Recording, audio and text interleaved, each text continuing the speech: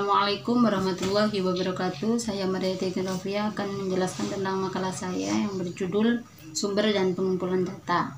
Untuk yang pertama adalah pengertian sumber data. Sumber data dimaksudkan arti sumber data ini adalah semua informasi baik yang merupakan benda nyata, sesuatu yang abstrak, peristiwa atau gejala baik secara kuantitatif ataupun kualitatif. Jadi itu pengertian sumber data. Sumber data yang bersifat kualitatif di dalam penelitian diusahakan tidak bersifat subjektif. Oleh sebab itu perlu diberi peringkat bobot. Jadi sumbernya tidak boleh subjektif, harus objektif.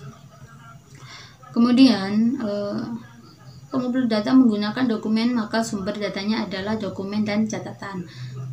Di sini banyak para ahli yang mengemukakan tentang pengertian sumber data.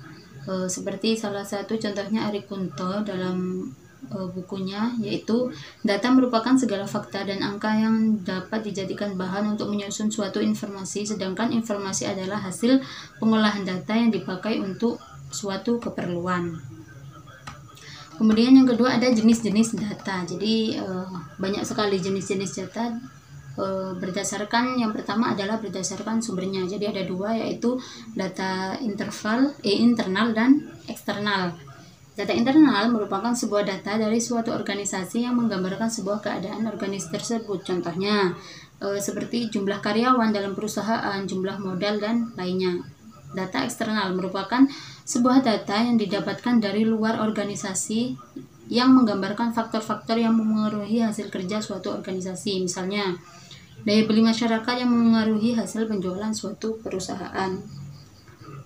Yang kedua ada jenis data berdasarkan sifatnya. Ini ada yang seperti biasa kita dengar, ada kualitatif dan kuantitatif. Kualitatif merupakan data yang bukan berupa angka, yaitu contohnya kuesioner pertanyaan atau suasana kerja dalam perusahaan. Yang kedua ada data kuantitatif. Data berbentuk angka seperti data besarnya pendapatan atau saham pada perusahaan yang berbentuk angka.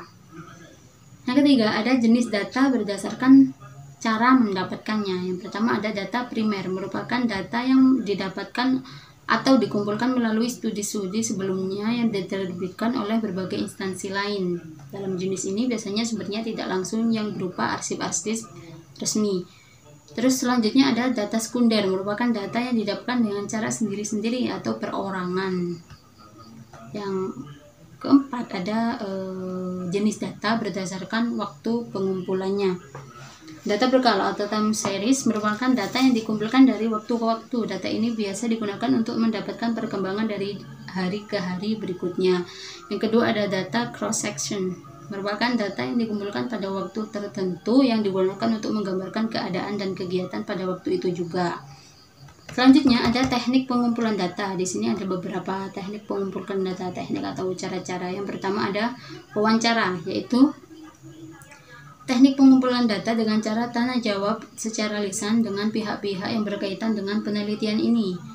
Wawancara adalah proses memperoleh keterangan untuk tujuan penelitian dengan cara tanya jawab. Ada yang bertanya dan ada yang menjawab. Selanjutnya ada observasi, yaitu teknik pengumpulan data dengan observasi langsung atau dengan pengamatan langsung, dengan cara pengambilan data dengan terjun langsung pada bagian kegiatan yang dihadapi melalui pengamatan dan pencatatan sehingga diperoleh data. Jadi kalau tadi wawancara itu dan jawab, observasi ini terjun langsung ke lapangan. Yang selanjutnya ada kuesioner atau angket ya. Ini adalah pengumpulan data yang dilakukan dengan cara memberi seperangkat pertanyaan atau pertanyaan tertulis kepada para responden untuk dijawab. Angket ini teknik pengumpulan data yang efisien bila peneliti tahu dengan pasti variabel yang akan diukur dan tahu pertanyaan cukup dan tahu apa yang bisa diharapkan dari para responden kuesioner. Selanjutnya ada dokumentasi, ya, foto-foto. Ini bisa foto.